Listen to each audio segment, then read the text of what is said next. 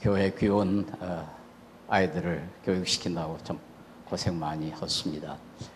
오늘 여러분께 좀 도움이 되는 그 내용으로 강의를 해야 할 텐데 잘 모르겠습니다. 이건 조금 이론적이고 조금 까다로운 그런 내용입니다. 그러나 제 생각에 우리 아이들을 가르치는 선생님들이면 조금 지적 수준도 높을 거라 그렇게 생각하고 이렇게 맞춰서 준비를 했습니다. 조금 관심을 가지고 좀 들어주시기 바랍니다. 예, 좀 이게 제가 손을 들면은 이렇게 올려 주십시오. 예, 오늘은 우리 기독교 사랑 아가페를 좀 설명을 하겠습니다. 그 아가페를 사랑하기 위해서는 역시 또 그와 대조가 되는 에로스 사랑을 좀 설명하는 게 도움이 될 것 같아서 제목을 아가페와 에로스라고 그렇게 했습니다. 예. 우리 기독교를 보통 사랑의 종교 이렇게 말하고 우리 유명한 고린도전서 13장 믿음, 소망, 사랑 항상 있지만 그 가운데 제일은 사랑이라 이 사랑이 우리 기독교에서 얼마나 중요한가 하는 것을 다시 한번 강조하고 싶어서 그렇습니다. 사실은 이 아가페가 우리 기독교를 다른 종교와 다르게 만들고 기독교에서 가장 중요한 그런 가르침이다 하는 것을 좀 강조하려고 그랬습니다. 조금 전에 읽은 요한 1서 4장에 보면 하나님은 사랑이니라. 그 아주 독특한 표현이지요. 하나님은 사랑이라는 표현은 성경 다른 곳에 없습니다. 하나님은 능력이니라, 하나님이 지혜니라 그런 말은 없어요. 다만 하나님은 사랑이라는 말만 있습니다. 그만큼 우리 하나님과 사랑은 밀접한 관계에 있고 다른 어느 소망이라든가 믿음이라든가 능력이라든가 지혜라든가 그런 것과는 다르게 아주 우리 하나님의 본질적인 본성에 속해 있다는 것이 성경의 가르침입니다. 예. 이제 사랑을 표현하는 헬라어에는 목사님들이 설교를 통해서 여러분 다 들었을 겁니다만 에로스라는 게 있고 필리아라는 게 있고 아가페라는 것이 있습니다. 헬라 문화를 개성한 로마에서는 그 에로스에 해당하는 단어가 아모리라고 그렇게 돼 있어요. 그리고 우리나라에 화장품 아모레 화장품이라는 게 있잖아요. 그게 다 아모라는 단어에서 나왔습니다.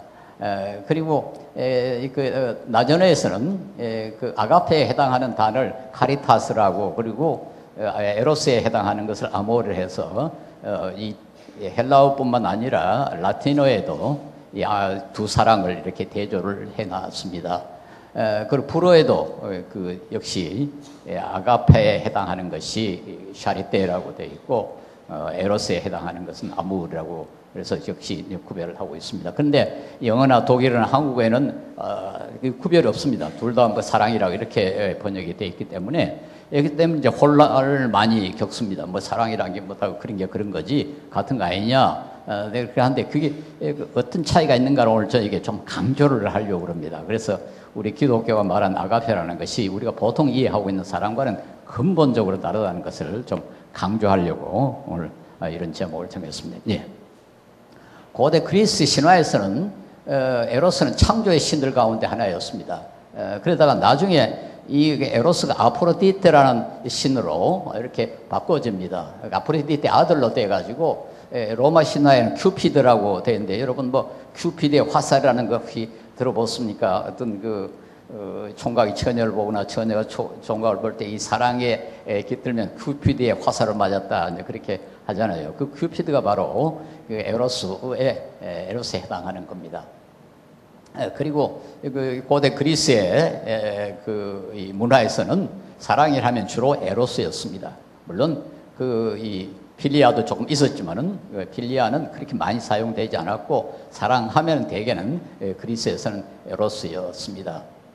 지금은 에로스를 하면 대개 이제 성적인 사랑이라고 그렇게 인식이 되고 있고 에로 영환이 에로틱하는 그런 단어가 영어에도 들어와 있어가지고 대개는 이 성적인 거로 그렇게 이해를 합니다만 물론 성적인 요소가 상당히 있습니다만은 그러나 거기에 국한되어 있질 않습니다. 우리가 보통 말하는 사랑은 거의 다 에로스입니다. 그 성적인 것뿐만 아니라 꽃을 사랑한다든가 조국을 사랑한다든가 진리를 사랑한다든가 다 에로스입니다.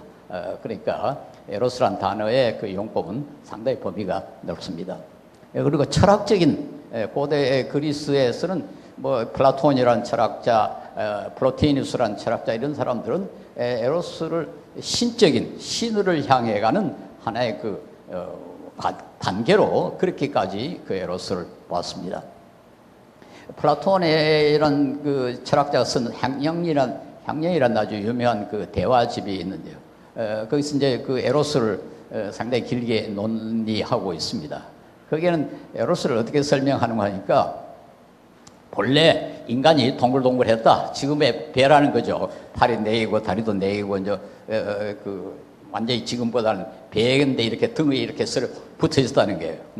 그 인간이 너무 힘이 세가지고 계속 신에게 항의를 하니까 반항을 하니까 그 신이 화가 나서 가운데를 잘라버렸다는 거예요. 그러니까 한쪽은 남자가 되고 한쪽은 여자가 됐다.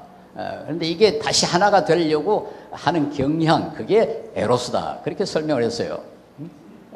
본래는 한쪽이 하나였는데 갈라버렸으니까 다시 하나가 돼가지고 동글동글하게 되려고 그렇게 하는 경향, 그것을 사랑이다. 그래서 그때 거기 보면 아주 그 재밌는 이야기를 하면 너희들이 지금도 계속해서 신에 대해서 반항하면 또 한 번 쪼개버릴 것이다. 그러면 한쪽 다리로 꽝충꽝충 뛰어다닐 것이다. 그런 말까지 나옵니다. 아주 재밌게 그 신화적으로 에로스를 설명합니다. 예. 그런데 이 아가페 에로스에 대해서 가장 깊은 연구를 한 분이 여기 니그렌이라는 신학자인데요. 그 스웨덴의 신학자입니다. 그분이 그 아가페와 에로스라는 책을 아주 두꺼운 책을 썼어요. 이제까지 이 사랑에 대해서 인문만큼 아가페에 대해서 연구한 분은 없지 않나 싶어요. 아주 그 대단한 책입니다. 우리말로 다 번역이 되어 있습니다. 그런데 뭐 그렇게 읽기가 어렵게 되어 있질 않아가지고 누구든지 조금 노력하면 읽을 수 있고, 제가 요즘 다시 읽고 있는데요. 아주 어떤 점에서 좀 은혜를 받고 있습니다. 그런데 이분은 그 에로스 사랑, 말은 우리 성경하고는 관계없는 그 에로스 사랑의 특징을 뭐라고 보는 거 하니까 욕망의 사랑이라. 욕망, 하고 싶어서 사랑하는 거. 남녀 간의 사랑은 욕망의 사랑입니다. 그러니까 뭐 어떤 점에서는 소유하고 싶고 가까이 가고 싶고 사랑스럽기 때문에 사랑하는 것. 이게 무슨 때문이란 말이 붙으면 다 에로스입니다. 그러니까 귀엽기 때문에, 사랑스럽기 때문에, 가치 있기 때문에, 뭐 우아하기 때문에, 하여튼 심지어 뭐 그 사람이 너무너무 고사하기 때문에, 하여튼 때문이란 말을 붙이면 다 그건 에로스입니다. 조국을 사랑하는 것도 조국이 위대하니까 사랑한다. 진리를 사랑하는 것도 에로스고요. 그러니까 단순히 뭐 남녀 간의 사랑뿐만 아니라 하여튼 이유 있는 사랑은 다 에로스예요. 이유가 있다는 말은 뭐 그 이 욕망, 우리의 욕망이 거의 작용한다, 그런 뜻이거든요.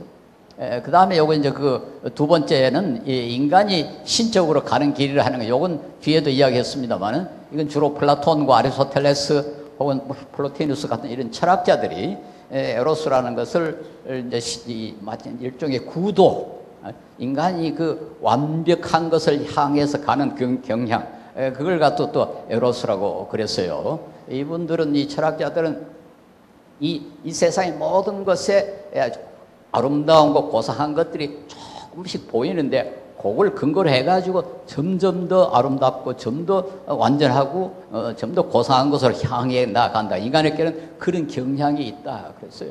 그게 에로스라고 그랬어요. 뭐 모든 사람이 다 더 완벽하게 되고 싶고 더 아름다운 것을 갖고 싶어하고 더 고상하게 되고 싶고 그런 것이 인간에게 있지 않느냐. 그게 에로스다. 그렇게까지 여기 신적이라는 말은 완벽한, 아주 뭐 가장 온전한 거라고, 그렇게 우리 성경적인 표현으로 말하자면 온전한 것. 그리스 사람들은 이걸 굉장히 강조를 했어요. 우리가 이 세상에 있는 건 다 조금 부족한데, 요 부족한 거, 결점이 있고 약한 것인데 요걸 극복하고 좀 더 완벽하고 좀 더 훌륭한 것으로 나아가는, 그게 우리 인간에게 본성으로 주어졌다. 근데 그런 그 더 완벽한 것을 향해 가는 것을 에로스라, 그렇게 보는 겁니다. 앞에 그, 예. 그다음 세 번째가 자기중심적 사랑이다. 에고센트릭이다. 이건 어디까지나 내 중심적이다. 자, 우리가 남녀간의 사랑 같은 거 생각하면, 뭐, 내가 내 자신을 희생해가지고, 사랑하는 사람을 위해서 그러지 않습니까? 그게 어떻게 이기주의적이냐, 자기중심적이냐? 그렇지만 그래도 좀 미안한 말이지만은 그것도 자기중심입니다. 사랑스럽기 때문에 사랑하는 겁니다. 사랑스러운 것은 나의 마음이에요. 그러니까 그 다른 사람을 위한 게 아니고 궁극적으로 나를 위한 거예요. 내 중심. 그래서 우리가 뭐 사랑은 아름다워라 뭐 그런 소리 많이 하잖아요. 그 유행가도 있고 그런 시도 많고 소설도 있고 하지만은 이 인간의 이 특별히 남녀 간의 사랑, 이건 철저히 이기주의적인 사랑입니다. 좀 미안하지만 말이죠. 이기주의적. 왜냐하니까 사랑하면 즐겁거든요. 그렇잖아요. 사랑스러운 사람을 사랑하면 즐겁잖아요. 내가 즐겁거든. 그건 결국 내 중심이에요. 그래서 궁극적으로는 모든 에로스는 이 세상에 소위 말하는 사랑이라는 건 자기중심적이고 자기의 욕망을 충족시키기 위한 것이고 자기가 더 훌륭한 사람이 되려고 어디까지나 나 중심의 그런 사랑을 에로스라고 한다. 이렇게 말할 수가 있습니다. 네. 다음. 인간은 욕망 때문에 움직이고 일하고 발전합니다. 모든 욕망은 돈, 명예, 권력, 완벽, 구원, 영생 등 다양한 대상 혹은 목적이 있습니다. 그리고 그 목적을 달성하면 우리는 행복하고. 그러니까 욕망이라는 게 바로 좋아한다는 것으로 표현하는 게 아니냐.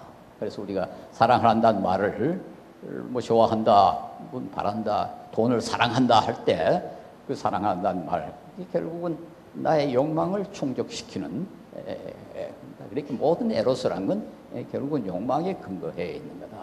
그래서 권력을 사랑하고 돈을 사랑하고 재물을 사랑하고 심지어 우리가 뭐 구원도 우리가 만약에 내가 구원받는다, 내가 영생복락을 누린다, 그러면 그게 에로스입니다. 나의 행복, 나의 구원이 결국은 나 중심이. 네. 놀라운 것은 이 그리스 문화에서는 뭐 이 에로스라는 게 거의 대부분인데 그 시대 그 문화, 즉 우리 신약 성경이 기록됐을 시대의 그 헬레니즘에서 문화에서 사용되는 사랑은 거의 대부분 에로스였는데 성경에는 한 번도 나오질 않아요. 신약 성경에. 그게 참 신기하죠. 웬만하면 그래도 한 번이라도 성경에 언급될 만한데 성경에 일체 에로스라는 단어가 나오질 않아요. 그게 어떤 점에서 좀 놀라운 겁니다. 의도적으로 하지 않았더라면 그럴 수가 없어요. 그렇지 않겠어요? 뭐 성경 기자들이 뭐 단어를 쓰는 데 있어서 오늘 우리가 생각하는 만큼 그렇게 엄격하게 구별하지는 않았습니다. 그런데도 불구하고 에로스라는 단어가 한 번도 나오질 않아요. 그건 좀 놀라운 것이 아니고 아닐 수 없고 참 하나님의 섭리라고 저는 그렇게 생각합니다. 그건 아마 성경이 가르치는 그 사랑과 에로스는 너무너무 다르기 때문에.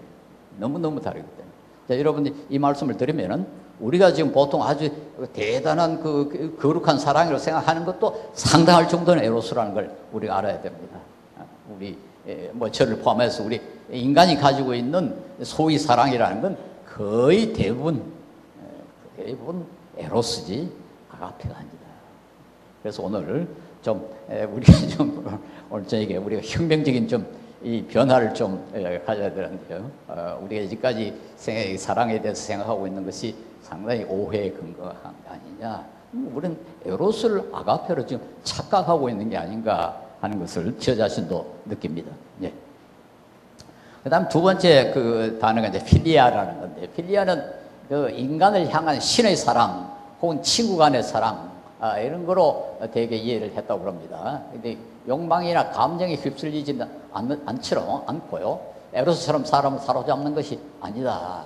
그래서 이건 욕망 때문에 완전히 그만 어쩔 수 없어서 사랑하는 그런 정도의 것은 아니다. 그러니까 에로스보다는 조금 이 거리를 둔다 할까요? 조금 욕망의 요소가 좀 약한 사랑이라고 그렇게 돼 있고, 신약 성경에는 45번이나 필리아라는 단어가 나옵니다. 근데 아가페라는 단어는 320번 나오니까 이게 소위 그 빈도에 비하면은 차이가 많이 나오죠. 뭐 에로스라는 단어는 하나도 안 나오고 필리아라는 단어는 한 45번 좀 나옵니다. 그리고 거기에는 사실 별 차이가 없어요. 그 아가페와 에로스의 그 근본적인 차이가 그렇게 나타나지를 않습니다. 그래서 이 필리아는 어떤 의미에서는 에로스하고 또 점점 아가페와 비슷하다 할 수가 있는데, 그러나 적어도 성경에서는 그렇게 자주 언급되는 것은 아니다 하는 겁니다.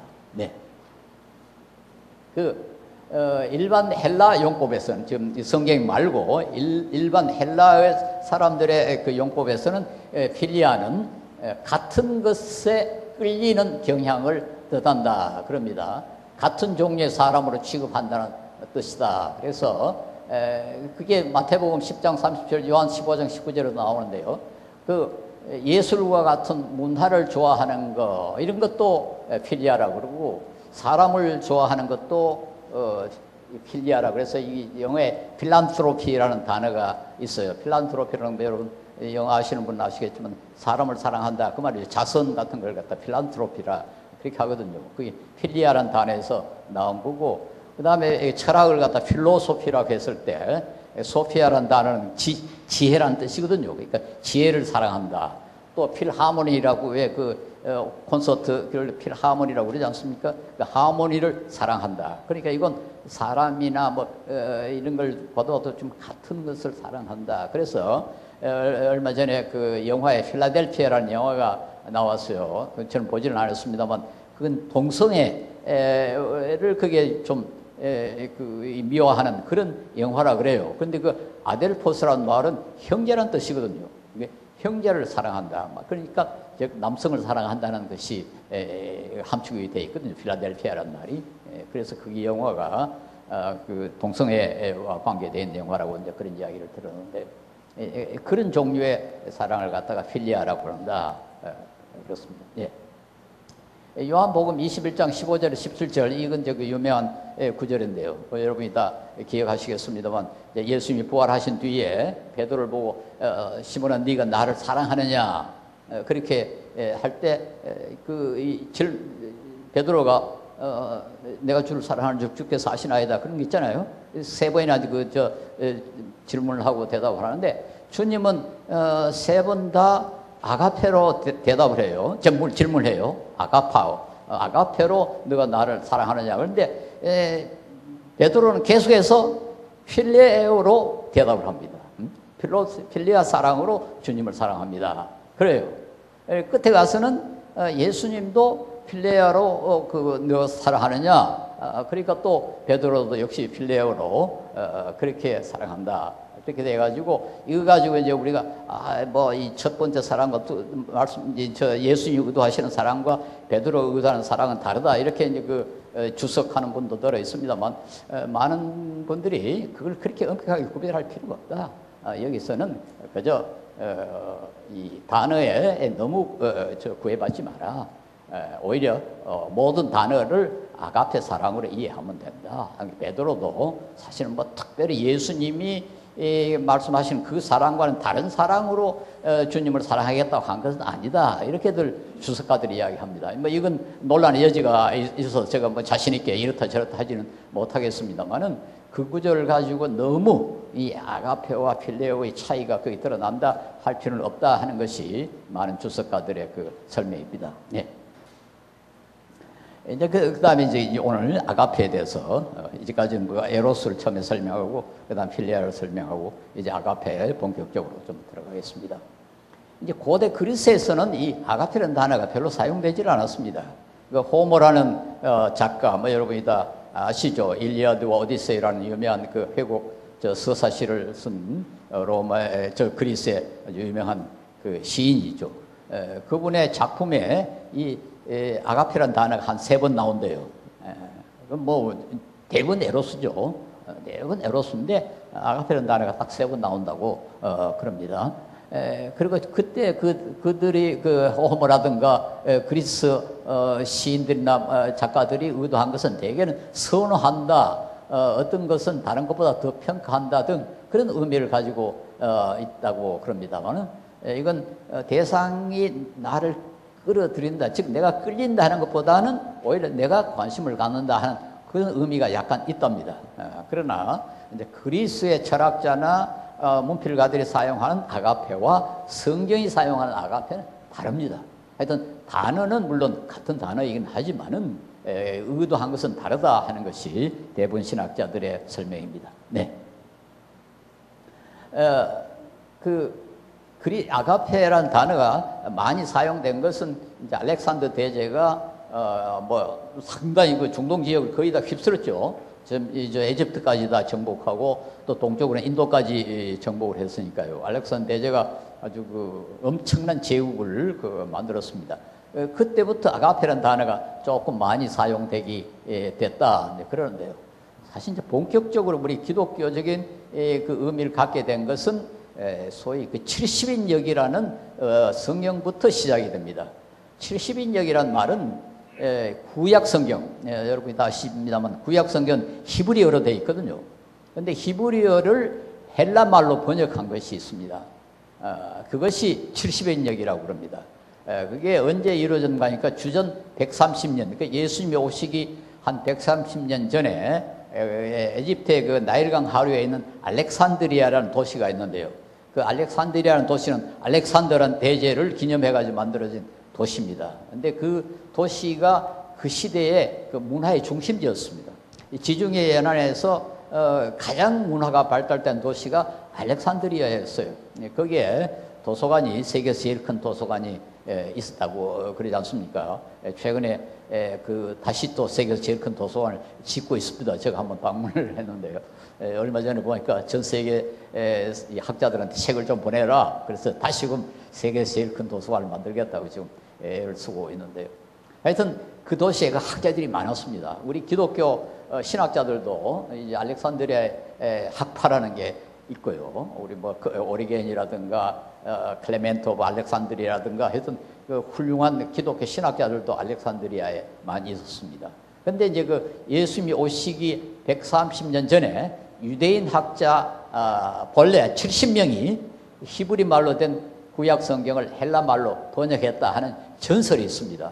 그 70인역이라는 물론 우리가 지금 가지고 있지만은 그 70인이 번역했다는 것은 나중에 조사를 해보니까 70인이 아니고 한 6, 7명이 그 번역에 가담했다는 거 그렇게 고쳐졌어요. 그런데도 불구하고 책 이름은 지금도 70인역이라고 그렇게 불려집니다. 우리 목사님들은 다 나전어로 LXX라고 하면 우리 목사님들은 다 아십니다. 신학교에서 이걸 70인역이라는 걸 저렇게 표시해요. 그 로마 글자로 저게 70이거든요. L이 50이고 X는 10이고 그래서 70은 LXX 그렇게 표현합니다. 어쨌든 그 주전 130년경에 알렉산드리아의 유대인 신학자, 뭐 학자죠, 신학자가 아니고 학자들이 구약 성경을 그 헬라 말로 번역하는데 그때 그들이 그 히브리어의 사랑, 여기에 그 아헤브라고 그 히브리 말로는 사랑을 아헤브라고 그러는데 이걸 어느 단어로 번역할까를 상당히 고심했던 것 같아요. 그걸 에로스로 번역할 것인가, 필레아로 번역할 것인가, 아가페로 번역할 것인가 고민을 많이 했던 것 같아요. 그런데 그때 이분들이 아가페라고 번역을 했습니다. 그래서 오늘 우리는 이걸 이제 어떻게 이해하는 거니까 이 아가페라는 단어가 이미 가지고 있던 의미를 사용한 게 아니고 새로운 의미를 집어넣었다. 그러니까 헬라 사람들이 별로 사용하지 않았던 별로 사람들이 잘 모르는 그 단어 아가페를 이용함으로써 이 학자들은 새로운 의미를 집어넣으려고 했을 것이다. 즉 헬라 사람들이 전혀 모르는 의미, 우리 성경이 가르치는 사랑을 이 단어로 표현을 했을 것이다. 그렇게 이해를 합니다. 그리고 그 이해가 정당하다 저는 그렇게 생각합니다. 그러니까 이 호모나 뭐 다른 이 헬라의 그 그리스의 학자들이나 혹은 문필가들이 사용했던 의미로서의 아가페가 아니라 구약의 아헤브가 가지고 있던 본래 그 하나님의 사랑을 표현하기 위해서 별로 사용되지 않았던 아가페를 사용했다. 이렇게 많은 학자들이 해석을 합니다. 어떤 학자들은 심지어 그 아헤브와 아가페가 발음이 비슷하니까 아가페를 사용했다 할 정도로 이 아가페라는 것은 새로운 의미를 갖게 됐다. 이걸 제가 강조하는 이유는 우리 성경이 가르치는 사랑은 보통 우리 인간이 생각하는, 인간이 그 상상하는 사랑과 전혀 다르다는 것을 좀 강조하기 위해서 이야기를 합니다. 예.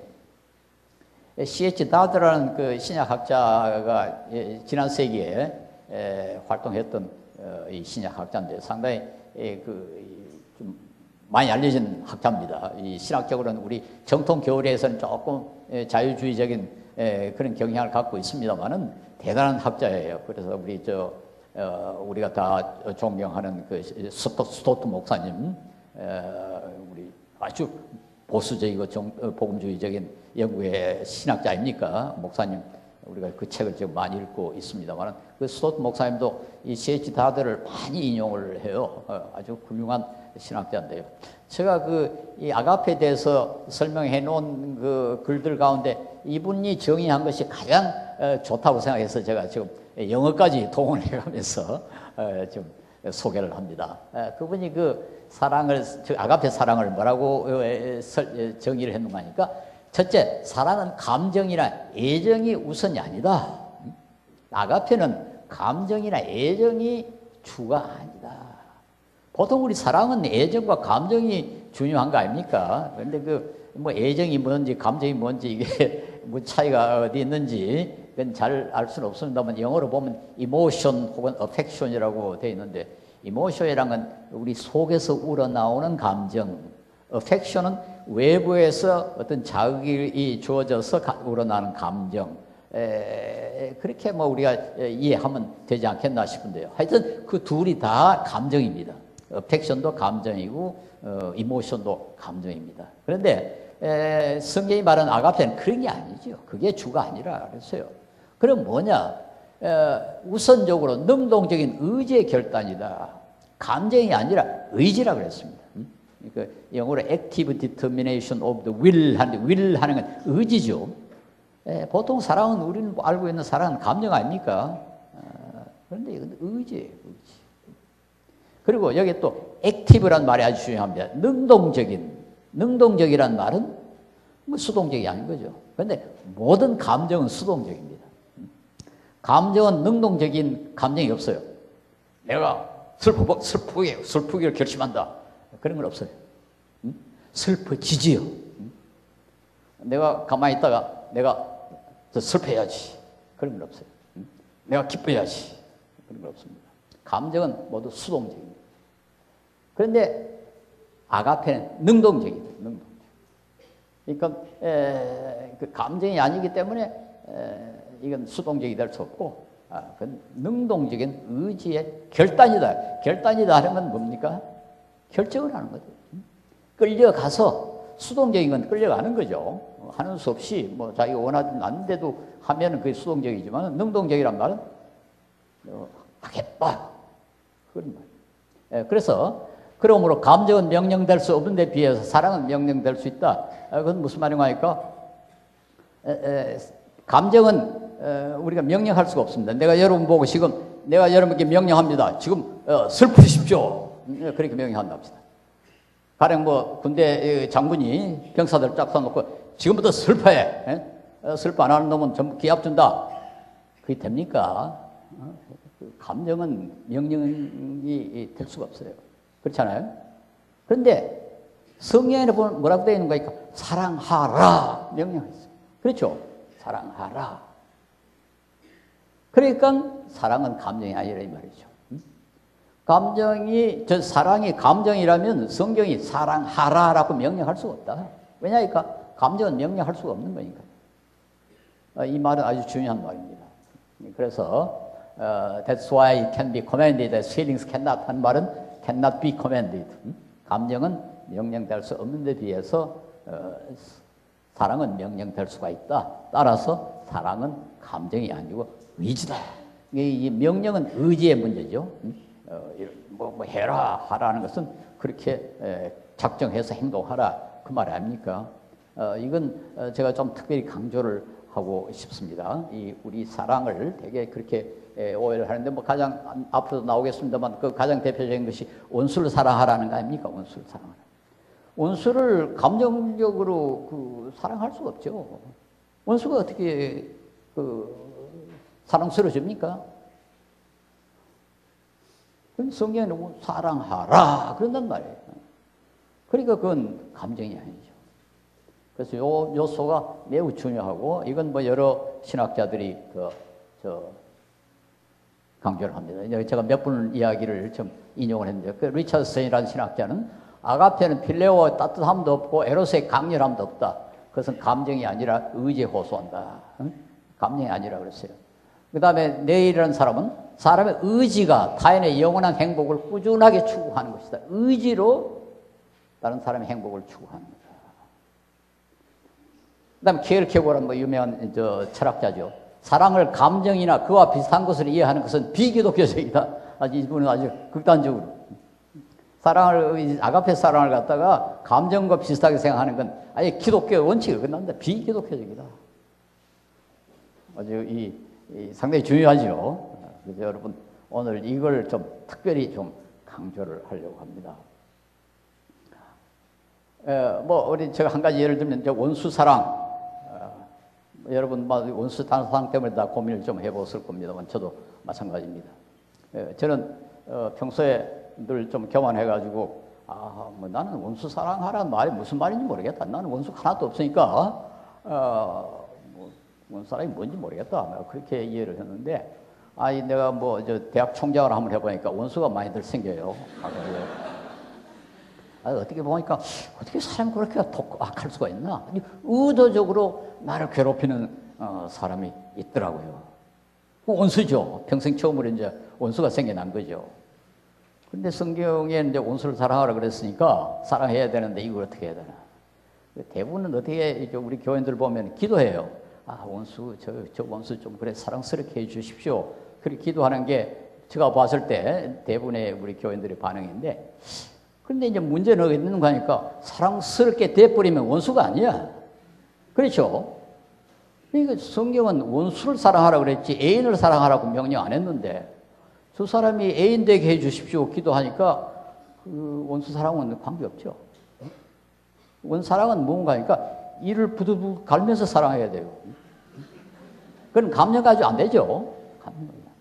의지 가지고 뭔가 하니까 아까 네일이라는 사람이 말한 것처럼 그 사람의 이익을, 행복을 꾸준하게 추구한다. 밉지만, 미워서 죽겠지만.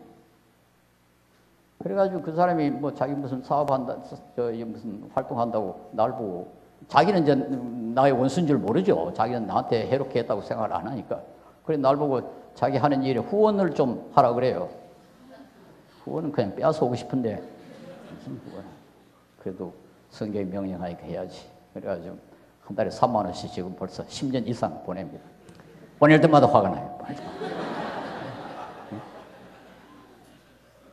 근데 연초가 되면 요거는 금년에 빼버려야지. 자동이체로 돼 있는데 자동이체가 많으니까 금년에 내가 이번 연초에 가서 은행에 가서 고구마 속 빼야지. 그러다가 또 원수 사랑해야지.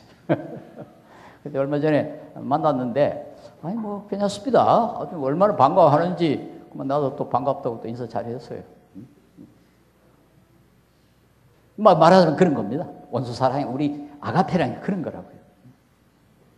그래서 우리 복음성가에 보면 예수님이 좋은 걸 어떻게 합니까? 그 노래를 부를 때마다 저는 양심의 가책이 돼요. 저 사람은 예수님 좋아가 어쩔 줄 모르고.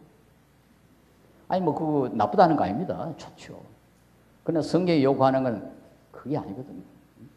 그렇게 하는 게 나쁘다는 말은 아니지만, 우리가 예수님을 사랑한다는 말이 그런 말인 게 아니에요. 예수님이 좋아가지고 어쩔 줄 모르는 거. 그건 에로스죠. 우리 하나님 사랑이 하나님이 좋아서 어쩔 줄 모른다.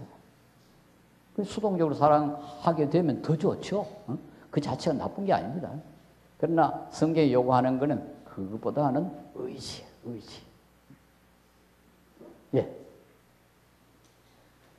다음에 옮겨주십시오. 네. 그래서 아까 이 니그레는 사람, 아까 에로스를 정의한 니그레는 분이 아가페를 또 이렇게 정의를 했습니다. 아가페라는 건 우선 자발적이다. 영어로 스폰테이니어스라는 건 어떤 근거가 없이 거기서 시작하는 걸 뜻합니다. 뭐 어떤 원인이 있고 뭐 자극이 있고 해가지고 나오는 것은 스폰테이니어스가 아니고 전혀 제로부터 시작하는 거예요. 이런 걸 이 스폰테이니어스라고 그러는데 우리말에 뭐 적합한 단어를 저 몰라가지고 자발적이라고 그렇게 번역을 했고요. 그 뒤에 보면 동기가 없는 거. 동기가 없어야 이게 진정한 그 아가페다. 사랑스럽기 때문에 사랑하는 건 벌써 동기가 있는 거죠. 저 사람이 나에게 이익을 주기 때문에 사랑하는 건 벌써 동기가 있는 거죠. 그러니까 이유 없는 사랑이래. 완전히 이유 없는 사랑. 무에서 시작하는 사랑. 그래야 이게 아가페다 그랬어요. 하나님의 사랑에는 근거도 없고 이유도 없다. 유일한 근거는 하나님 자신. 하나님은 사랑이다. 하나님은 사랑. 하나님 자신 이외에는 아무 근거가 없다. 그러니까 우리가 뭐 너무너무 예뻐가지고 하나님 앞에 하나님이 우리를 사랑하시는 게 아닙니다. 로마서 5장에 그렇게 안 돼 있죠. 우리가 원수 되었을 때, 우리가 처음에는 우리가 연약할 때 그리스도께서 우리를 위해 돌아가셨다고 되어 있고, 그 다음 두 번째는 조금 더 강해가지고 우리가 죄인이었을 때 그리스도께서 우리를 위해 돌아가셨다. 그 다음에 5장 10절에 보면 뭐라고 되어 있습니까? 우리가 원수 되었을 때, 우리가 하나님의 원수 되었을 때, 그건 참 중요하죠. 원수 사랑이라는 말이 사실 그게 근거한 겁니다. 하나님의 사랑이 원수 사랑이에요. 그러니까 우리가 하나님 앞에 너무너무 귀여워가지고 뭐 하나님 보시기 어쩔 줄 너무 좋아가지고 어쩔 줄 몰라서 우리 사랑하시는 거 아닙니다. 우리가 원수 되었을 때, 그게 아가페의 특징이죠. 이 아가페가 아니면은 구원이 없습니다. 그렇죠? 만약에 하나님의 사랑이 아가페가 아니면은 우리는 아무도 구원 못 받습니다. 그런 점에서 이 아가페가 얼마나 중요한가 하는 것을 우리가 알아야 됩니다. 그리고 뭐 같은 말입니다만은 아가페는 가치와 무관하다. 즉 사랑받는 대상이 가치가 있기 때문에 사랑하는 게 아니다. 가치. 뭐 가치 있다는 말은 앞에 그 동기하고 비슷한 거죠. 아, 좀 너무 예쁘다, 혹은 뭐 너무 사람이 멋지다, 뭐 사랑할 그 자격이 있다, 뭐 이래가지고 사랑하는 게 아닙니다. 가치하고 전혀 무관하다. 예, 다음에. 그러니까 창조적이다. 아가페는 창조적이다. 창조적이라 우리 이 성경이 말하는 창조라는 건 무에서, 아무것도 없는 것에서 유가 나오는 것을 창조라 그러죠. 독일의 신학자 하르낙이라는 이분 상당히 자유주의자인데, 이분은 뭐라고 말하는 거니까 인간 영혼이 무한한 가치 때문이래 하나님이 우리를 사랑하셨다, 그렇게 말했다 그래요. 그럼 이거 이유가 있는 거죠. 인간의 영혼이 무한한 가치가 있기 때문에 하나님이 사랑하셨다면 이유가 있는 거죠. 그런데 그 가치는 어디서 나왔느냐? 하나님이 우리에게 가치를 있게 만드시지 않으면 그건 안 되는 겁니다. 인간 자체가 무한한 가치를 갖고 있는 게 아니에요. 하나님이 피조물이기 때문에. 하나님 피조물이 어떻게 무한할 수가 있습니까? 미안한 가치를 갖고 있는 게 아니에요. 우리 탕자의 비유. 탕자가 무슨 가치가 있어가지고 아버지가 사랑하는 게 아니죠.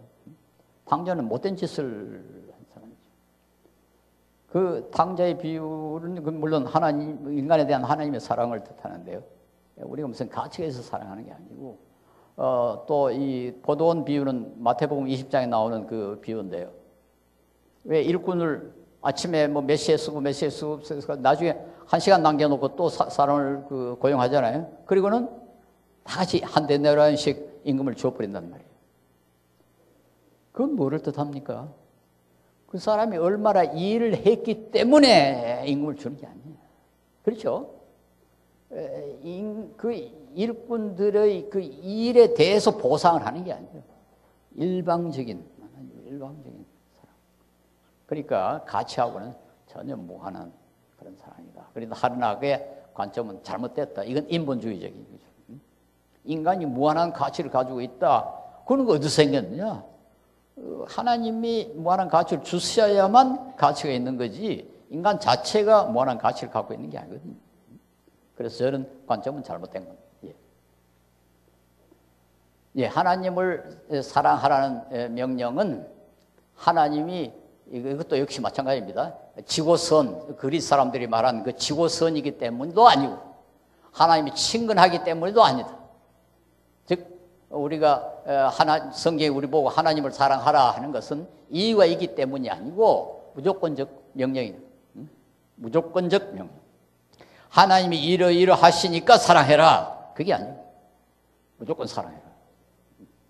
적어도 성경이 요구하는 사랑은 그런 사랑이라 하는 겁니다.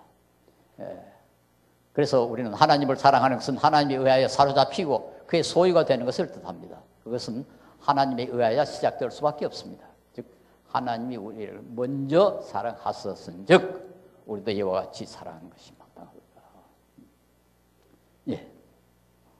자, 아가페라는 것이 우리의 어떤 의미를 갖고 있냐? 우리 기독교에 어떤 의미를 갖고 있는가?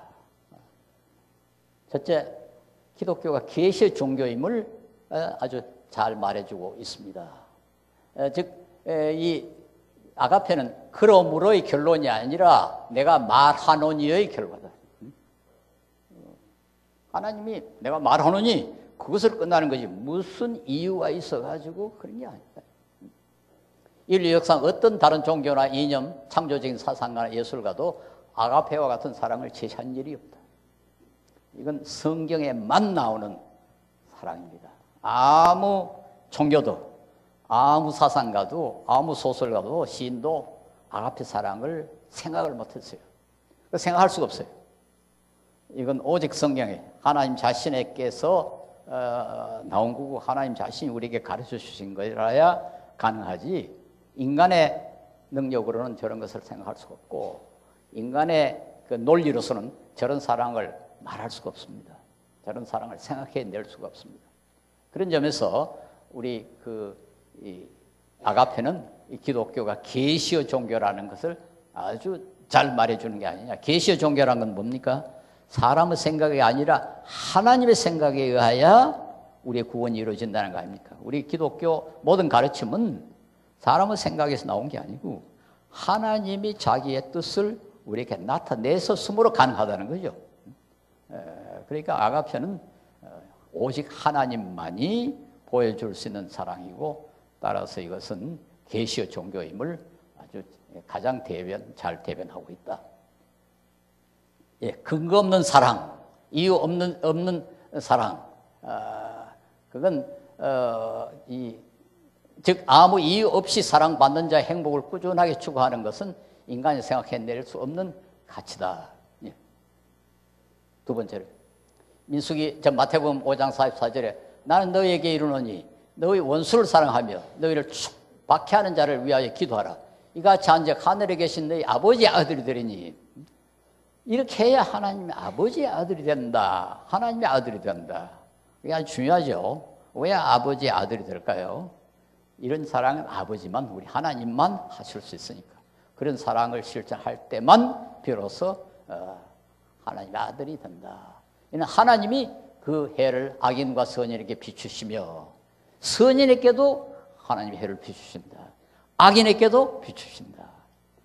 만약에 하나님의 사랑에 이유가 있다면 악인에게는 안 비춰야죠. 그렇죠? 근데 악인에게도 비추신다. 비를 의로운 자와 불의한 자에게 내려주심이라. 5장 47절에 또 너희가 형제에게만 무난하면 남보다 더하는 것이 무엇이냐? 이방인들도 이것이 아니하느냐? 이게 사실 간단한 말이 아닙니다. 아니 날 사랑하는 사람 사랑하는 건 누가 못하겠냐? 우리 형제에게 무난하면 그게 누가 못하겠냐? 이방인들 다 하지 않느냐? 너희들도 그렇게 한다 해가지고 뭐 대단한 거라고 생각하지 마라. 무슨 말입니까? 형제 아닌 사람께도 무난하고 그렇죠? 원수도 사랑하고 그래야 너희는 하나님의 아들이지. 내가 사랑스러운 사람 사랑하고 나한테 이익 주는 사람 사랑하고 그거야 누가 못하겠느냐? 그게 뭐 다른 사람과 뭐가 다르냐? 그런 말씀이거든요. 우리 그리스도인은 달라야 된다는 걸 뜻하죠. 달라야 된다. 이 세상 사람 그런 논리로 그 행동하고 그렇게 생각하고 평가해가지고는 구태여 하나님 아들이라고 할 필요가 없지 않느냐. 탕자의 비유, 또 아까 이야기한 이 포도원의 그 비유, 그건 인간 사회 상식으로는 이해할 수 없는 하나님의 절대 주권적인 사랑을 보여줍니다. 탕자가 회개했기 때문에, 혹은 늦은 시간에 이 일을 시작한 일꾼은 가장 약한 자이기 때문에 하는 것도 그 정당한 설명이 아니다. 이건 무조건적이다. 뭐 무슨 이유가 있기 때문에 그건 하나님의 사랑의 그 원인이 아니다. 오직 하나님은 전적으로 용서하시고 모든 것을 결정하시는 것은 하나님의 주권에 속한다. 이렇게 이해를 해야 되겠습니다. 예. 두 번째로 이 아가페가 의도하는 것은 앞에도 어느 정도를 좀 시사를 했습니다만은 기독교는 은혜로 구원을 받는다 하는 것. 은혜로 구원받는다는 말이 무슨 말입니까? 공짜로 구원받는다는 뜻이거든요. 공짜로. 공짜라는 말이 무슨 말이에요? 우리가 무슨 가치가 있거나 뭐 우리가 무슨 선한 행실을 했거나 뭘 했거나 그래가지고 받은 구원은 공짜가 아니죠. 그럼 우리가 믿음으로 구원받는다 했을 때 그래도 나는 믿어줬지 않냐? 믿어줬지 않냐? 그런데 성경에 보면 그것도 선물이라고 그랬어요. 믿음도 선물이라고 그랬습니다. 믿음도 하나님 주셔야 되는 거지 선물이란 말은 공짜로 받는 거거든요. 믿음도 선물이다. 이걸 우리 이 장로교에서는 칼빈주의 예정론하고 연결을 시켜야 됩니다. 혹시 뭐 여러분 그런 이야기 들어보셨는지 모르겠어요. 하나님이 누구를 구원하고 누구를 구원하지 않을 걸 다 예정했다. 옛날에 박윤선 목사님이 처음으로 우리나라에 와서 이제 말씀을 해가지고 그때 한국 교회가 아주 충격을 받았어요. 다 사람들은 예수 믿으면 구원받는다. 그랬으니까 내 믿음이 구원의 조건이다. 이렇게 생각했거든요. 그런데 이 박윤선 목사님이 나와가지고 아유 그렇지 않다. 하나님이 예정했다. 그러니까 아유 우리 교회 그 여전도사님이 뭐 너무 걱정이 돼가지고 자기가 예정 안 받아서 어떡하냐 고민이 돼가지고 잠도 못 자고 그 마산에서 부산까지 그 박윤선 목사님께 물으러 갔대요. 내가 구원받았는지 안 받았는지 어떻게 합니까? 참 놀라운 일이죠. 그 예정론은 물론 칼빈주의 아주 중요한 그 가르침입니다만은 사실 칼빈이 의도한 건 누구는 구원받고 누구는 구원하고 하나님이 다 지금 만세 전에 예정하셨다. 우리가 시간이 만세 전이 뭔지 전혀 몰라요. 그거 우리 인간의 사색이고요. 그 예정론의 핵심은 어디에 있는 거니까 하나님이 절대 주권입니다. 하나님이 모든 것을 결정한다. 우리 인간이 뭐 손가락 하나도 우리 구원에 보탤 수가 없다. 전적으로 하나님 결정하신다. 그게 예정론의 핵심이에요. 그래서 그건 은혜로 구원받는 거다. 너희는 그 은혜에 의해 믿음으로 말미암아 저는 이 말미암아라는 번역이 아주 잘못됐다고 생각해요. 말미암아라고 그러니까 하나의 이유로 되잖아요. 그것 때문에 그런 뜻을 갖고 있는데 헬라 말로는 그 디아라고 해가지고 통하여 믿음을 통하여 이렇게 번역하는 게 더 옳습니다. 영어 번역에는 모두 through 그랬다 있어요. through faith, because of faith가 아니고.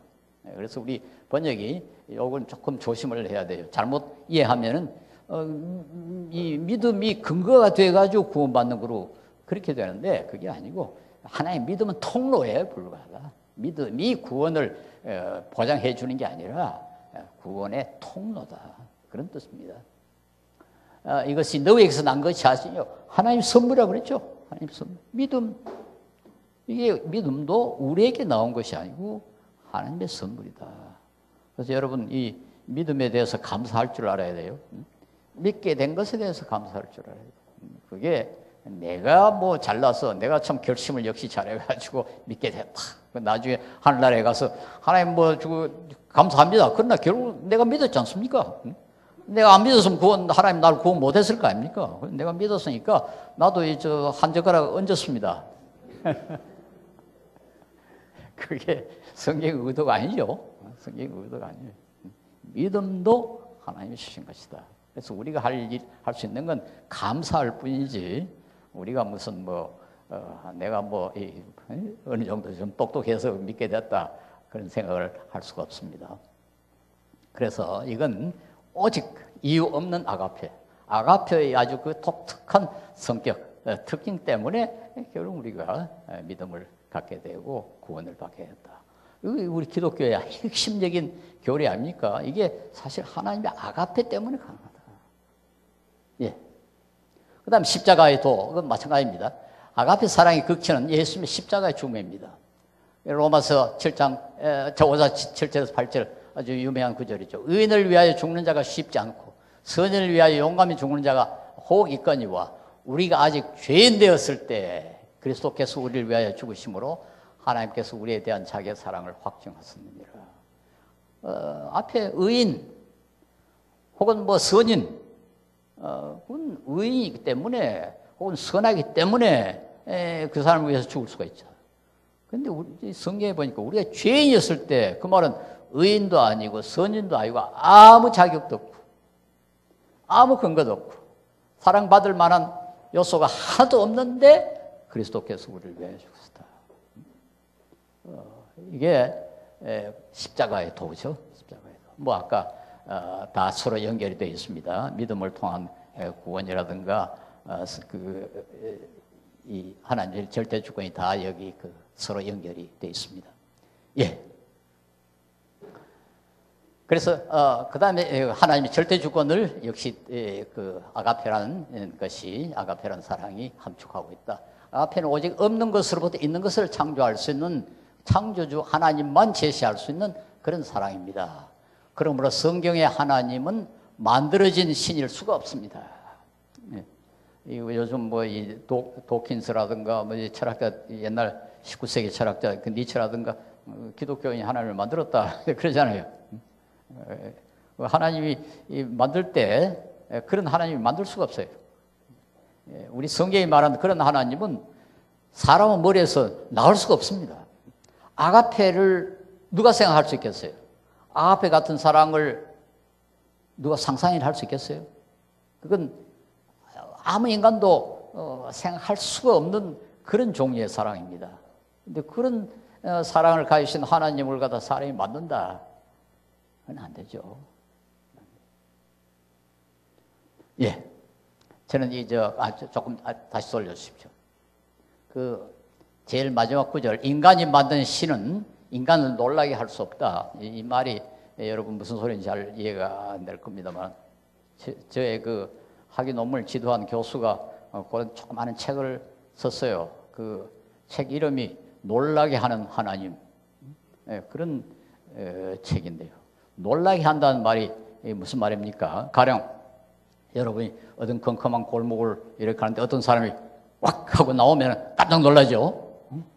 그런데 이제 어떤 사람이 미리 귀에 대놓고 너 골목에 이렇게 달 때 어떤 놈이 왁 할 것이다. 그렇게 하면은 가서 이렇게 가는데 어떤 사람이 왁 하면 뭐 웃기지 마라 그러죠. 그 놀란다는 말이 무슨 말입니까? 기대하지 않았던. 우리의 상상으로, 우리의 논리로, 우리의 경험으로 생각하지 못한 것을 하나님이 주신. 그걸 이제 저는 놀라게 하는 하나님이라 그렇게 말합니다. 우리 성경은 그런 구절들이 상당히 많아요. 우리 사람이 생각했던 거하고 하나님이 실제로 하신 거하고는 너무 다른 그런 내용들이 많이 있습니다. 뭐 아브라함의 이 논리를 한번 보십시오. 하나님이 아브라함에게 너희 자손이 하늘의 별처럼 바닷가의 모래처럼 많을 거다. 자손이 그렇게 많으면 무슨 아들이 하나 있어야 될 거 아닙니까?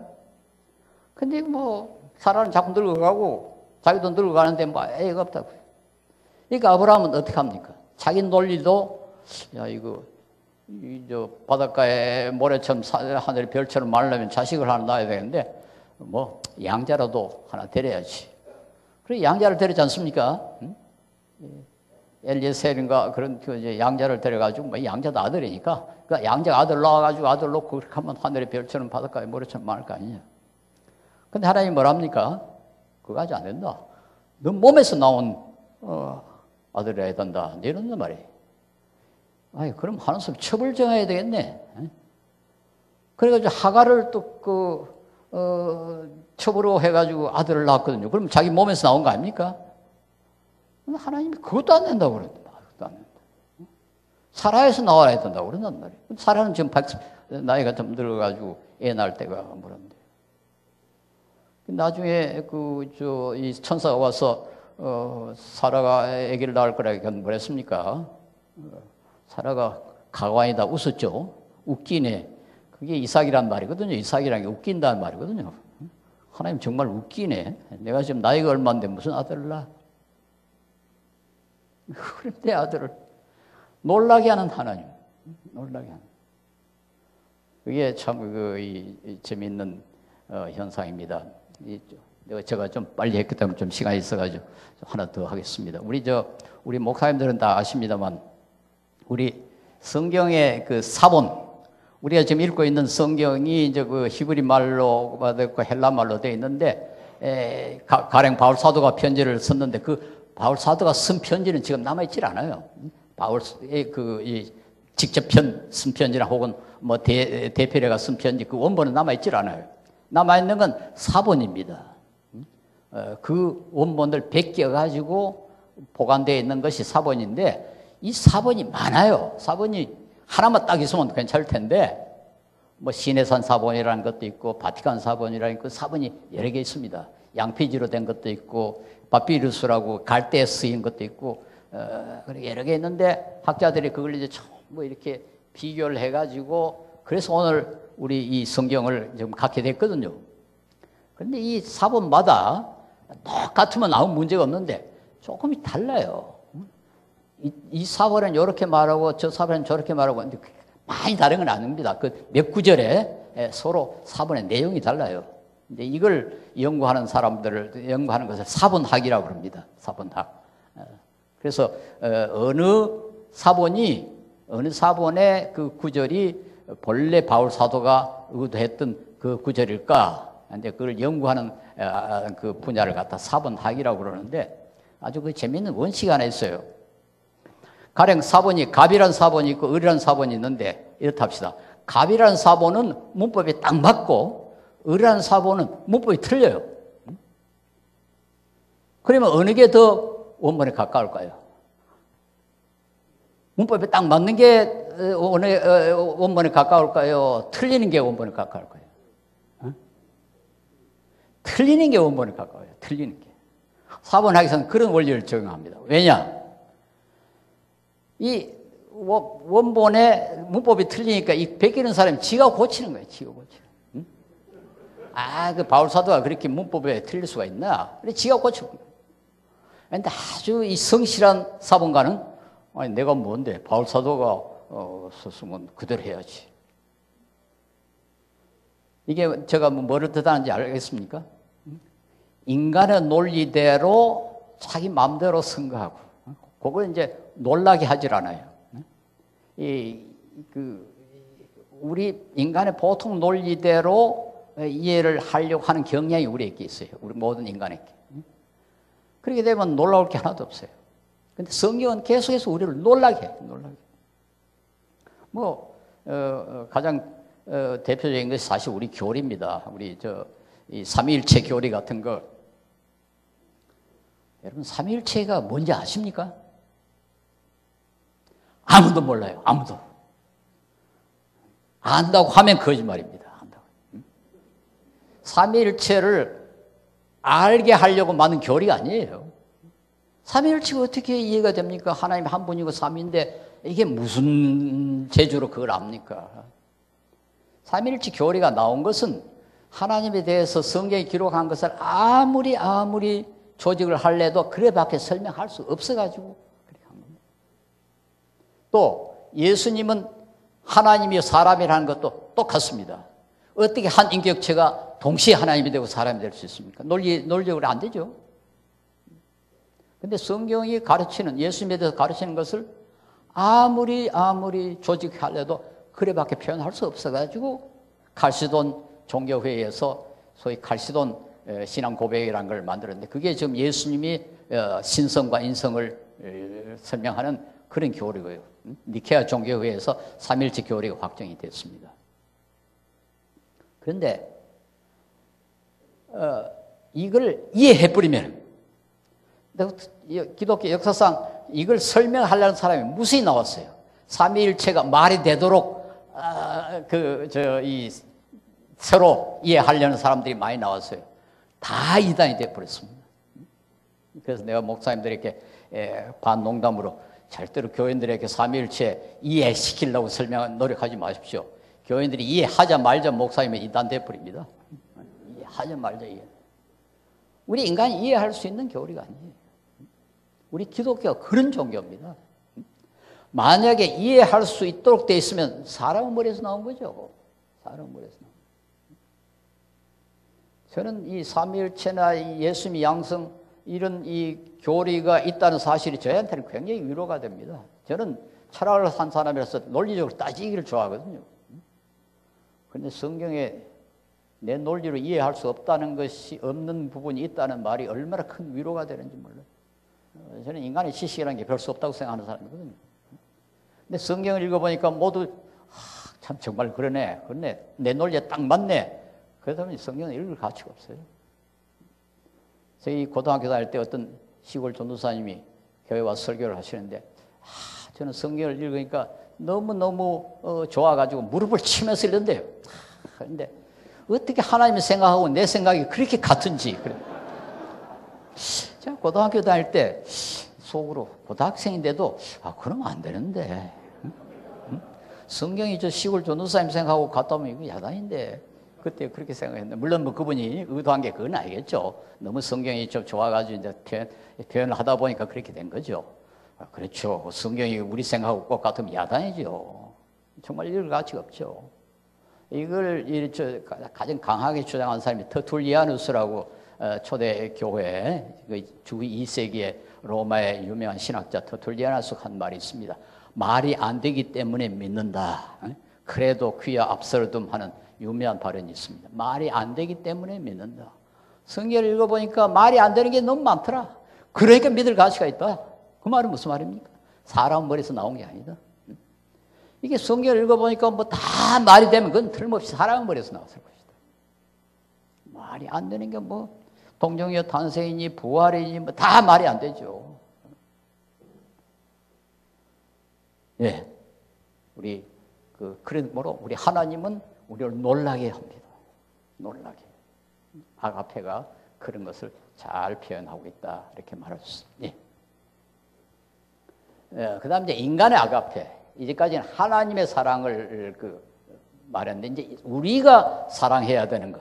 이건 상당히 이제 어려운 문제죠. 이제까지는 하나님이 아주 독특한 그 아가페로 우리를 사랑하셨는데 인간은 하나님에 대한 사랑은 하나님에 대한 사람의 아가페. 사람이 하나님을 사랑하도록 되어 있잖아요.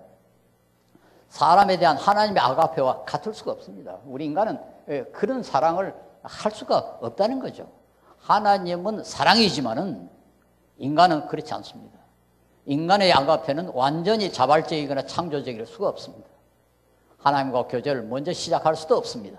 하나님과의 교제는 오직 하나님이 우리를 먼저 사랑하기 때문에 가능하고 그래서 요한일서 4장 19절에 우리가 사랑하면 그가 먼저 우리를 사랑했기 때문에 이게 우리 하나님의 사랑 관계없이 우리가 하나님을 그와 같은 사랑은 도저히 못한다는 거죠.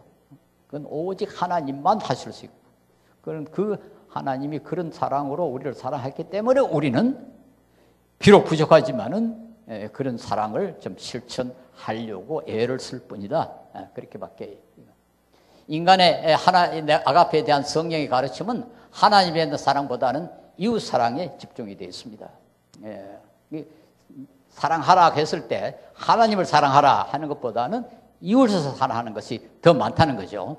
특별히 바울 사도는 사람이 하나님을 사랑해야 하는 것에 대해서는 한 3번밖에 언급을 안 했어요. 바울 사도가 사랑에 대해서 얼마나 많이 가르쳤습니까? 그런데 인간이 과연 아가페 사랑으로 하나님을 사랑할 수 있느냐? 그래서 아까 소개했던 니그렌이라는 사람은 인간은 하나님에 대해서 믿을 뿐이지 사랑하기는 어렵다. 하나님은 인간을 사랑하고 인간은 하나님을 믿을. 그게 가장 적합한 관계가 아닌가 그렇게 주장하는데 좀 놀랍긴 해요. 바울 사도가 이 사람이 하나님을 사랑한다는 그 구절은 3번밖에 안 나왔다. 물론 그걸 완전히 뭐 부정하는 건 아닙니다만은 바울 사도도 이건 상당히 참 어렵다 하는 것을 뜻하는 것이 아닌가 이렇게 생각합니다. 예. 하나님에 대한 인간의 사랑은 하나님의 사랑에 대한 감사의 반응이며 하나님을 기쁘시게 하는 것이고, 하나님께는 아가페는 본성이지만 인간에게는 당위다. 하나님은 사랑이시기 때문에 자발적으로 사랑하실 수 있지만 인간에게는 사랑해야 한다. 저절로 이루어지는 것이 아니라 사랑해야 한다는 의무의 요소가 들어가 있다는 건데, 당위란 말은 의무죠. 마땅히 해야 된다. 그러니까 성경에는 사랑하라라고 명령하는 겁니다. 사랑하라라고 명령하는 것은 당위라는 거죠. 마땅히 해야 된다. 그대로 놔두면 안 하니까, 그 당위라는 건 그대로 놔두면 안 하니까 마땅히 해야 된다. 그래서 당위라고. 하나님에 대한 사랑은 당위다. 우리가 하나님을 사랑해야 합니다. 그래서 하나님을 사랑하는 것은 이것이니 우리가 그의 계명을 지키는 것이다. 계명을 지키는 것이 하나님을 사랑하는 거다. 하나님을 순종, 그 말은 하나님의 그 권위를 인정하고 하나님이 우리를 사랑하셨다는 걸 인정하고, 그래서 그의 명령을 순종하는 거다.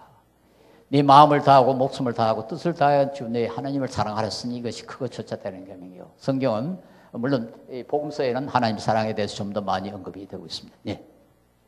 이웃, 즉 다른 사람에 대한 아가페는 에로스와는 달리 자신의 욕망 충족을 위한 이기적인 것이 아니고, 그 이웃의 아름다움이나 고상함 등의 특성에 끌리기 때문도 아닙니다. 이웃이 욕구 충족, 자신의 이익, 심지어 플라톤 철학에서처럼 높은 경제에 이르는 데 도움이 되기 때문도 아닙니다. 오직 하나님의 명령 때문에. 우리가 이웃을 사랑하는 것은 오직 하나님의 명령 때문에 그런 거다. 자신이 이웃이란 인격 자체만이, 내 자신도 이웃이라는 인격 자체만이 사랑의 대상이 될 수 있습니다. 자신이라는 말을 좀 빼주세요. 이웃이란 인격, 즉 그 사람도 하나님의 사랑을 받은 사람이다. 그래서 그 사람은 하나의 그 사랑의 대상이 될 수가 있다. 우리 이제 아가페 사랑은 사실 이 꽃을 사랑한다든가 뭐 조국을 사랑한다는 그런 아가페가 적용이 되질 않아요. 아가페는 오직 인격체에게만 해당이 됩니다. 예. 성경은 이웃 사랑이 하나님에 대한 사랑의 부차적이라고 가르치지 않습니다. 그가 우리를 위하여 목숨을 버리셨으니 우리가 이로써 사랑을 알고 우리도 형제들을 위하여 목숨을 버리는 것이 마땅하니라. 이건 참 무서운 말씀이죠. 우리가 하나님을 위해서 목숨을 버린다, 그건 순교라고 그러는데, 여기 보니까 형제를 위해서라도 목숨을 버리는 것이 마땅하다. 그러니까 이게 결코 무시할 수 있는 게 아니죠. 뭐 부차적이라고 할 수도 없는 정도의 사랑이다. 그러니까 하나님은 우리를 아가페로 사랑하시고, 우리는 하나님에 대해서는 믿음으로 반응을 하고 이웃에 대해서는 사랑으로 그 하나님의 사랑을 이어받아 가지고 사랑하는 것이. 근데 그게 우리 하나님을 기쁘시게 하는 거다. 예. 아가페의 특징은 아까도 이야기했습니다만 원수를 사랑하라는 것의 명령에 가장 분명하게 나타납니다. 사랑스럽거나 이익이 되기 때문이 아니라 다만 우리 자신이 하나님의 원수 되었을 때 예수님께서 우리를 위하여 십자가에 돌아가셨는데 우리도 그와 같이 형제를 사랑하라고 명령하셨기 때문에 이웃을 사랑하다. 이웃이 사랑스러워서 사랑하는 게 아니다. 혹은 그렇게 함으로 내가 아주 고상한 인격이 되기 때문에, 그것도 아니다. 단순히 하나님이 명령하셨기 때문에 사랑한다. 예, 이게 우리 인간에게는 좀 매력적이지 않죠. 가령 남편이 아내를 보고 말이죠. 왜 사랑하느냐? 하나님 명령했기 때문에 사랑한다. 그러면 별로 기분이 좋지 않죠. 옛날에 우리 시골에, 요새는 그런 이야기가 없습니다. 우리 아주 어릴 때는 그런 이야기가 들었어요. 아주 무뚝뚝한 남자하고 아주 예쁜 처녀하고 데이트를 하는데, 그 예쁜 처녀가 무뚝뚝한 남자 보고 날 사랑하시겠어요? 그랬더니 아버지한테 물어보고 그러기다. 그 별로 기분 안 좋겠죠? 아버지한테 물어보고. 우리는 지금 우리 하나님이 명령했기 때문에 사랑을 하는 거예요. 근데 여기 사람은 내가 사랑할 가치가 있는 것을 은근히 좋아하잖아요. 그렇잖아요. 어떤 처녀가 그 총각이 자기에게 뭐 사랑할 요소가 있기 때문에 사랑하는 걸 좋아하지. 그 아버지가 명령해가지고 저 여자 사랑해라. 그렇기 때문에 사랑한다. 그거 별로 기분 안 좋죠. 그런데 성경의 아가페는 그런 겁니다. 그 이웃이 무슨 사랑할 가치가 있어가 사랑하는. 아니 뭐 그게 나쁘다는 거 아니에요. 그 자체가 나쁘다는 건 아니지만 적어도 원수처럼 가치 없는 전혀 매력적이지 않은 그런 사랑. 그것도 사랑할 수 있어야 된다. 예. 그러므로 이웃에 대한 아가페는 수동적인 감정이나 애정이 될 수가 없습니다. 아까 다드가 이야기한 것처럼 단순히 사랑하라는 명령 때문에 그렇다. 네. 하나님에 대한 사랑은 좁은 의미로 종교적인 사랑이고 이웃에 대한 사랑은 우리가 윤리라 그렇게 말할 수가 있습니다. 좁은 의미, 물론 윤리도 뭐 하나님의 명령과 관계이기 때문에 넓은 의미에는 종교에 들어가 있지만 그걸 다시 좀 세분을 하자면 하나님에 대한 것, 우리 10계명으로 말하자면 1계명부터 3, 4계명까지는 다 하나님에 대한 계명이고 나머지는 이웃에 대한 계명 아닙니까? 그런 거죠. 예. 네 글에는 에로스에 근거한 모든 윤리는 엄격한 의미에서 윤리를 하기가 어렵다. 에로스는 엄격한 의미에서 이기주의적이기 때문에 자기중심적이기 때문에 그 윤리를 하기가 어렵다. 그 다른 사람이 아니라 자신에게 궁극적인 관심이 있기 때문에 그렇습니다. 즉 내가 훌륭한 사람이 되기 위하여, 내가 고상한 사람이 되기 위하여. 이게 세상적인 윤리라는 거예요. 성경은 그런 윤리가 아니죠. 자기중심이 아니에요. 예. 자기중심적 혹은 주체중심 윤리의 전형적인 예는 칸트라는 사람. 칸트라는 사람은 뭐 여기 좀 시간이 많이 가서 빨리 나가겠습니다만 선한 동기에서 행한 행동은 다 선하다 그랬어요. 선한 동기. 그러니까 내 동기가 중요한 거예요. 뭐 다른 사람에게 이익이 되는지 손해가 나는지 그건 중요하지 않고 내가 선한 동기로 이웃에게 선한 일을 하면은 그게 윤리라 그렇게 했습니다. 네. 그러나 이런 동기윤리는 현대 사회에서는 전혀 적용될 수가 없습니다. 독일의 사회학자 막스 베이버라는 사람이 정치 윤리를 이야기하면서 그 소위 동기윤리, 동기만 훌륭하면은 윤리적이다 하는 그 윤리와 결과에 책임을 져야 된다는 윤리, 이를 둘로 나눴는데요. 이분은 정치에서는 동기윤리 가지고 안 된다, 책임윤리라 해야 된다 그렇게 주장을 했는데 저는 현대사회에서는 모든 윤리는 다 책임윤리라 해야 된다. 내가 얼마나 선한 동기에서 행동했느냐 그게 그렇게 중요한 게 아니고 그게 우리 이웃에게 어떤 작용을 하느냐 어떤 결과를 가져왔느냐 거기에 그 윤리적 행동에 초점이 놓여져야 한다 그렇게 주장합니다. 예. 그래서 밑에 보면 윤리는 원칙적으로 다른 사람과 관계의 문제다. 내가 얼마나 착한 사람이 되느냐가 문제가 아니고 다른 사람과의 관계의 문제다. 그런 점에서 아가페에 근거한 것이라야 진정한 윤리라고 말할 수 있습니다. 내가 훌륭한 사람이 되고 나의 양심을 지키는 것이 중요한 것이 아니라 다른 사람에게 손해를 끼치지 않아야 그게 윤리다. 이게 성경이 가르치는 윤리라고 저는 그렇게 믿습니다. 예.